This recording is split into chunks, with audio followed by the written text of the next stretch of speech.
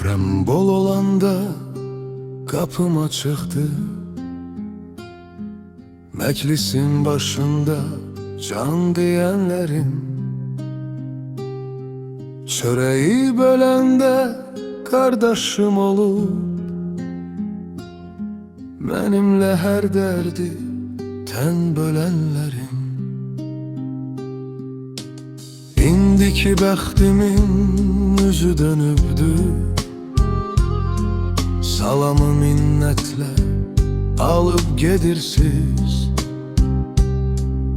Dünen süfremizde and içen kesler,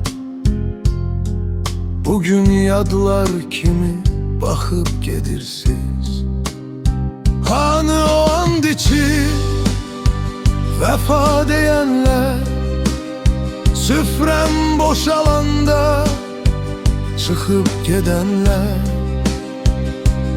Üzüme dost dolu, kalbe yad olan, beni yarı yolda koyan dostlarım. Sen deme o hürmet maraq isteymiş, cibim dolu vakti əziz olmuşam. Güneşim batanda kölge tek iti, özüm öz içimde tenha kalmışam. Hani o and içi vefa diyenler, süfrem boşalanda çıkıp gidenler. Üzüme dost dolu, kalbe yad olan, beni yarı yolda koyan dostlarım. Gidin yolunuzdan eylemem daha, benim huzurumu pozan dostlarım. Yaxşı ki dar günde tanıdım sizi,